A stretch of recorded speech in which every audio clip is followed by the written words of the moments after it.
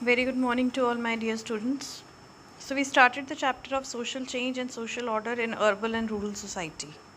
And we talked about various kinds of changes. We talked about social orders, changes it can be related to technological changes, and we learned that adapting to these changes instantly, it's very difficult. Right society में किसी तरह के norms values में change आए तो हमारे लिए बहुत डिफ़िकल्ट हो जाता है उनको एकदम से अडॉप्ट करना। ठीक है, फिर हमने बात की थी सोशल ऑर्डर की कि सोशल ऑर्डर को मेंटेन करने के लिए भी या तो देर आर टू ऑप्शंस, या तो आप वॉलंटरी नॉर्म्स और रेगुलेशंस फॉलो किए जाएं सोसाइटी के, या फिर आपको ज़बरदस्ती करवाए जाएं।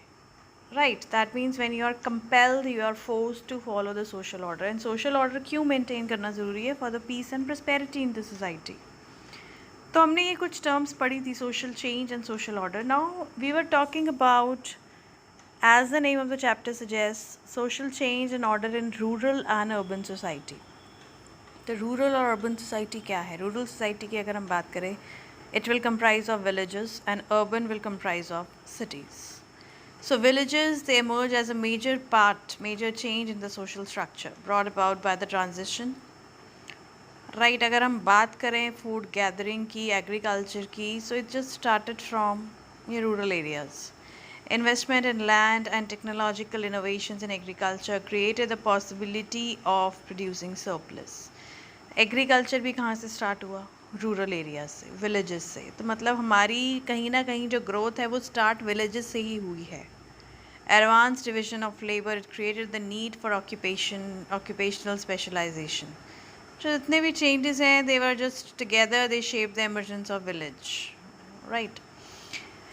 Now there are a lot of distinctions, lot of differences between villages and cities. You are very well aware about it. Now significant proportion of its population, if we talk about villages, तो वहाँ पे maximum population किस चीज़ में engage है? Agriculture में। But cities में ऐसा नहीं है, right? Cities में non agricultural में ज़्यादा population engaged है, the one major difference. Then if we talk about the social order and social change in rural areas, now change is slower to arrive in villages than in towns. इसका reason क्या है? Because of the personalize relationships, because of the traditional social practices वहाँ पे ज़्यादा strong होती हैं। Villages में पुरानी रीति रिवाज चलते आएंगे, ट्रेडिशनल प्रैक्टिसेस हैं, तो वो विलेजेस में ज़्यादा स्ट्रॉन्ग है एज़ कम्पेयर टू टाउन्स। इसलिए टाउन्स में सोशल चेंज को इम्प्लीमेंट करना ज़्यादा ईजी है as compare to villages. Then there are new modes of communication, right, has accelerated the pace of change in villages.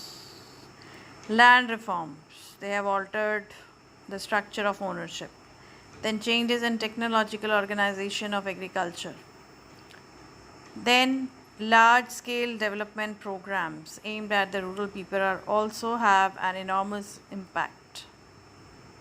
तो मतलब कुछ fluctuations agriculture prices में, droughts में, floods में, they cause havoc in the rural society. तो इस वजह से ओवरऑल अगर हम देखा जाए तो अब एग्रीकल्चर मैंने आपको बताया that is only the main prospect in the villages, in the rural areas. तो अगर हम सोशल चेंज की बात करें और कंप्राइज करें बिकॉज ओनली ऑफ एग्रीकल्चर, तो बहुत मुश्किल हो जाता है वहाँ की सोसाइटीज़ को एकदम से अडेप्ट करना नए नए चेंजेस के साथ। Although traditionally they were following the old and traditional methods of agriculture, लेकिन जैसे जैसे टेक्नोलॉजी एडवांस हो रही है वो नई नई चीज़ें सीखेंगे। टेक्नोलॉजिकल एडवांसमेंट जब होगी तो नई तरीके सीखने के लिए, नई चीज़ें सीखने के लिए obviously they need time. Instantly adapt करना सबके लिए बहुत ज़्यादा मुश्किल है, रूरल एरियाज़ में स्पेशली।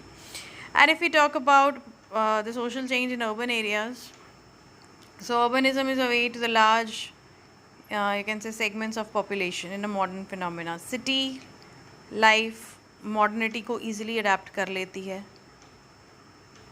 ठीक है। High population density, it's you can say the city, the city life, it represents the challenges of planning, implementation है, maintenance को कैसे maintain करना है, then the shortage of housing to the poor।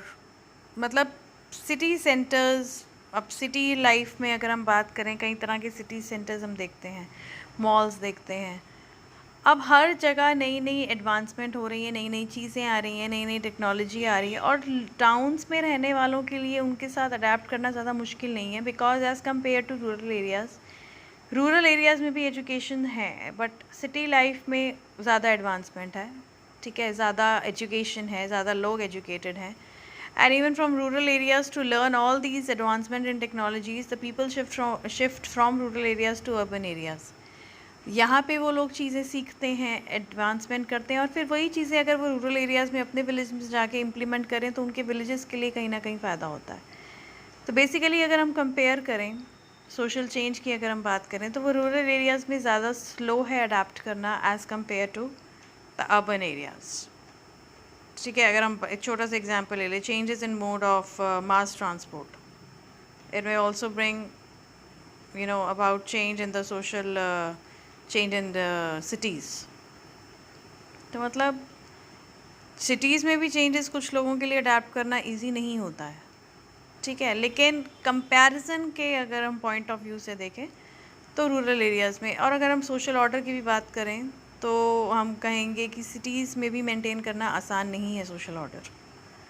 ठीक है, the people will comply to the norms, they will comply to the rules and regulation, but it's not so easy to implement social order in cities as well.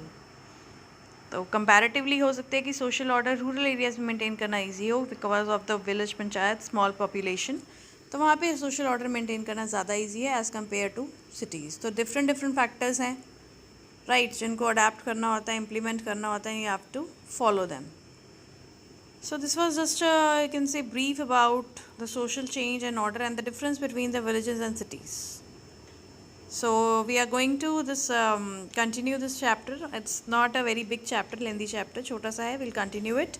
Assignment has been uploaded. Please go through it. Thanks.